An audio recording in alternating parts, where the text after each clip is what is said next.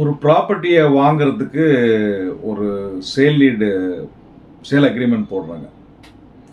இப்போ இந்த sale agreement போடுறபடி property அந்த விற்பவர் அதை வந்து சேல் டீல் போட்டு தர மாட்டேங்கிறாரு, சொல்ல மறுக்கிறாரு. ஸோ அதுக்கிடையில் வந்து அவரே என்ன பண்ணுறாரு, நான் வந்து சேல் அக்ரிமெண்ட்டை நான் கேன்சல் பண்ணுறேன்னு கேன்சலேஷன் பண்ணிடுறாரு. இப்போ இந்த மாதிரி சூழ்நிலைகளில் நீங்கள் வந்து எனக்கு இந்த சேல் அக்ரிமெண்ட் படி சூட்டு எனக்கு போடுறேன், போடு சூட் ஃபைல் பண்ணுறீங்க, எனக்கு சேல் அக்ரிமெண்ட் படி எனக்கு வந்து சேலிட்டு எழுதி கொடுக்கல, எனக்கு சேலிட்டு எழுதி கொடுங்க, சேலிட்டு எழுதி சொல்லி கோர்ட்டு உத்தரவிடுங்க, இல்லை கோர்ட்டே எனக்கு சேலிட்டு போட்டு கொடுங்க. Suit for specific performance of the contract, அதான் நிறைவேற்றும் இந்த சேல் அக்ரிமெண்ட்டை நிறைவேற்றுவதற்காக ஒரு வழக்கு தொடுக்குறீங்க, ஓஎஸ் ஃபைல் பண்ணுறீங்க. எனக்கு வந்து suit for specific performance of the contract, எனக்கு வந்து இந்த சேலிட்டு நீங்களே போட்டு கொடுங்க அப்படின்னு ஒரு சூட் ஃபைல் பண்ணுறீங்க. ஸோ ஏற்கனவே அவர் வந்து இந்த சேல் அக்ரிமெண்ட்டு படி சேலீடு போட மறுப்பதோடு அவர் வந்து அந்த சேல் அக்ரிமெண்ட்டை ஒரு கேன்சலும் பண்ணிடுறாரு. இப்போ இந்த மாதிரி சூழ்நிலையில் நீங்கள் வந்து சூட் ஃபைல் பண்ணுறதா என்ன மாதிரி சூட் ஃபைல் பண்ணணும், அதை தான் இந்த வீடியோவில் பார்க்க போகிறோம். அதை பற்றி லேட்டஸ்ட் சுப்ரீம் கோர்ட் ஜட்ஜ்மெண்ட் என்ன சொல்லியிருக்காங்க அதை தான் பார்க்க போகிறோம். வணக்கம், நான் உங்கள் ரஸியா கலீல். இப்போ இந்த வழக்கில் என்ன பண்ணிட்டாங்கன்னா, அந்த வந்து வழக்கு நம்ம சொல்ல போகிற வழக்கு என்ன அப்படின்னு பார்த்தீங்கன்னா 2025 லைவ் லா பேஜ் வந்து சுப்ரீம் கோர்ட்டு 378. இந்த கேஸ் பேர் வந்து பார்த்தீங்கன்னா Sangeetha Simba versus Bhavana Bantharaj and another. இந்த வழக்கில் என்ன நடக்குது அப்படின்னு சொல்லி பார்த்தீங்கன்னா, சேல் அக்ரிமெண்ட் போடுறாங்க. சேல் அக்ரிமெண்ட் போட்டதுக்கப்புறம் அந்த விற்பவர் வந்து அவர் வந்து பண்ணி கொடுக்க மாட்டார், சேலீடு போட்டு தர மாட்டார்.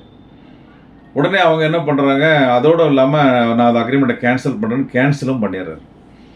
கேன்சலேஷன் பண்ணால் இவங்க அவராக ஒன்று நோட்டீஸ் அனுப்பிச்சு கேன்சல் பண்ணிடுறேன்னு கேன்சலும் பண்ணிடுறாரு. கேன்சல் பண்ணதுக்கப்புறம் இப்போ வந்து யார் வாங்க போகிறாரோ அவர் வந்து கோர்ட்டில் ஒரு கேஸ் ஃபைல் பண்ணுறாரு. என்ன பண்ணுறாருன்னா, எனக்கு அவர் இந்த மாதிரி சேல் அக்ரிமெண்ட் போட்டார், சேல் அக்ரிமெண்ட் போட்டபடி எனக்கு வந்து சேலீடு எழுதி கொடுக்க மாட்டேங்கிறாரு, சொத்தை விற்பனை பண்ணி தர மாட்டேங்கிறாரு.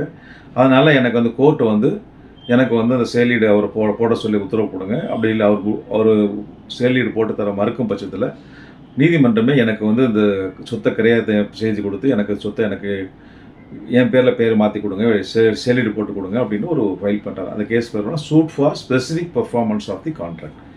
அது நிறைவேற்று மனு.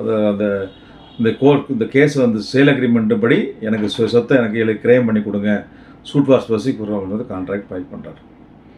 இந்த வழக்கில் ஒரு ட்விஸ்ட் என்னென்னா, அந்த கேஸ் ஃபைல் பண்ணுறதுக்கு முன்னாடியே அவர் வந்து இந்த அக்ரிமெண்ட்டை கேன்சல் பண்ணுறாரு. இப்போ இந்த வழக்கில் இவர் வந்து பிளைண்டிஃப், அதை வாதி, அதாவது யார் சொத்து வாங்க போகிறாரோ அவர் என்ன கேட்குறாருன்னா, எனக்கு வந்து சொத்தை எழுதி என் பேரில் மாற்றி கொடுங்க, என் பேரில் கிரைம் செஞ்சு கொடுங்கன்றது மட்டும்தான் கேட்குறாரே தவிர, அவர் வந்து இந்த கேன்சலேஷன் பண்ணான்ற விஷயத்தை வந்து அதுக்கு எதிராக எந்த விதமான ஒரு பரிகாரமும் கேட்கல. இந்த வழக்கில் அந்த ஜட்ஜ்மெண்ட்டில் சுப்ரீம் கோர்ட்டில் ஜட்ஜ்மெண்ட் என்ன சொல்கிறாங்க அப்படின்னு சொன்னால், இந்த மாதிரி ஒரு சூழ்நிலையில் இப்போ வந்து சேல் அக்ரிமெண்ட் உங்களுக்கு போட்டிருக்காருன்றது ஒரு ஓகே, அதுக்காக நீங்கள் ஸ்பெசிஃபிக் பெர்ஃபார்மன்ஸ் ஆஃப் கான்ட்ராக்ட் போட்டிருக்கீங்க. ஆனால் அதுக்கு ரெண்டுக்கு நடுவில் ஒன்று நடந்திருக்கு. இந்த சேல் அக்ரிமெண்ட்டை அவர் கேன்சலேஷன் பண்ணியிருக்காரு.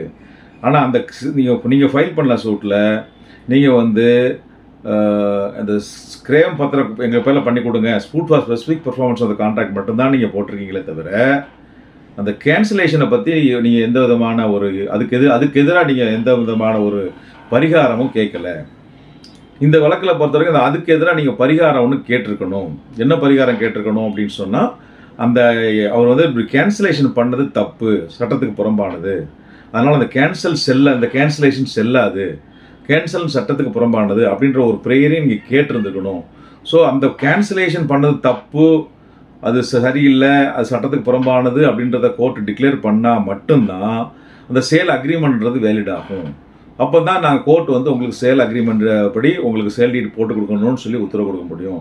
நீங்கள் இந்த சேல் அக்ரிமெண்ட்டை ரத்து செய்ததுக்கு எதிராக நீங்கள் எந்த விதமான ஒரு பரிகாரமோ அதை வாய்டுன்னு சொல்லியோ அல்லது கேன்சலேஷன் பண்ண சரியில்லைன்னு சொல்லியோ அது வந்து அதுக்கு சட்டப்படி செல்லாதுன்னு சொல்லியோ ஒரு எந்த விதமான பரிகாரமும் கேட்காத பட்சத்தில் இப்போ கோர்ட்டும் அது மாதிரி வந்து செல்லாது வாங்காதுன்னு சொல்லவும் முடியாது.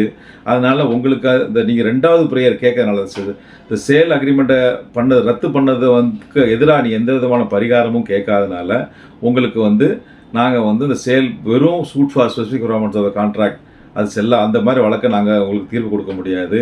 நீங்கள் இந்த மாதிரி சேல் அக்ரிமெண்ட்டை ரத்து செஞ்சது தப்பு அப்படின்னு சொல்லி பரிகாரம் கேட்காதனால சொத்தை எங்களுக்கு எழுதித்தாங்க, கிரைம் பண்ணி கொடுங்க, ஸ்பெசிஃபிக் அந்த சூட் ஃபார் ஸ்பெசிஃபிக் அந்த கான்ட்ராக்ட் கேட்குறத நாங்கள் கொடுக்க முடியாதுன்னு சொல்லி சுப்ரீம் கோர்ட் வந்து இந்த கேஸை இந்த ஜட்ஜ்மெண்ட் கேஸை ரிஜெக்ட் பண்ணிடுறாங்க.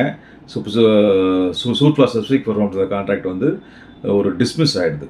ஸோ இதிலிருந்து நம்ம தெரிஞ்சிக்க வேண்டிய விஷயம் என்னென்னா, இதே மாதிரி ஒரு சூழ்நிலைகளில் ஒரு சேல் அக்ரிமெண்ட் போட்டதுக்கு அப்புறம் அவங்க பார்ட்டி வந்து அக்ரிமெண்ட்டை கேன்சல் பண்ணி ஒரு கேன்சலேஷன் பண்ணியிருந்தாங்கன்னா அந்த கேன்சலேஷனுக்கு எதிராகவும் நீங்கள் வந்து ஒரு பரிகாரம் கேட்கணும் கோர்ட்டில்.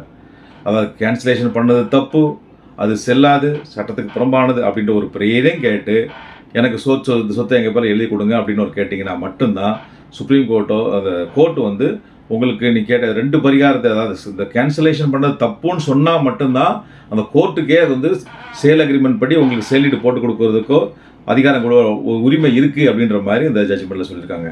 ஸோ இதில் நம்ம தெரிஞ்சிக்க வேண்டிய விஷயம் என்னன்னு சொன்னால், இது மாதிரி suit for specific promise contract போடுறோம் அப்படின்னா அதுக்கு முன்னாடி ஏதாவது கேன்சலேஷன் நடந்ததுன்னா அந்த கேன்சலேஷனுக்கு எதிராக ஒரு declaration suit to declare that the cancellation is null and void, அது செல்லாது, என்ஃபோர்ஸபிள் கிடையாது அப்படின்னு ஒரு ப்ரேயரையும் கேட்டுட்டிங்கன்னா இந்த 2 ப்ரேயரும் உங்களுக்கு கிடைக்கிறது வாய்ப்பு இருக்குன்றதான் இந்த வீடியோ மூலம் தெரிஞ்சுக்கிறோம். தொடர்ந்து நம்ம சேனலில் பாருங்கள், தொடர்ந்து நம்ம வீடியோவை பாருங்கள். ஏராளமான வீடியோ இருக்குது. சட்டம் ரஷ்யாக் சட்டம் அறியோன்ற தமிழ் சேனலும் ரஷ்யாக் லா டியூப் போன்ற இங்கிலீஷ் சேனல் இருக்குது. அதையும் தொடர்ந்து உங்களுக்கு வேறு ஏதாவது சந்தேகங்கள் இருந்தால் இந்த நம்பரில் காண்டாக்ட் பண்ணுங்கள். எனக்கு டைம் பெர்மிட் பண்ணால் உங்களோட சந்தேகங்களையும் உங்களுக்கு தேவையான சட்ட ஆலோசனைகளையும் என்னால் முடிந்தால் உங்களுக்கு வழங்குகிறேன். அடுத்த ஒரு நல்ல டாப்பிக்கோடு உங்களிடம் சந்திக்கிறேன். அதுவரை உங்களிடமிருந்து விடைபெறுவது உங்களில் ஒருவன் ரஷ்யாக் அலி. நன்றி, வணக்கம்.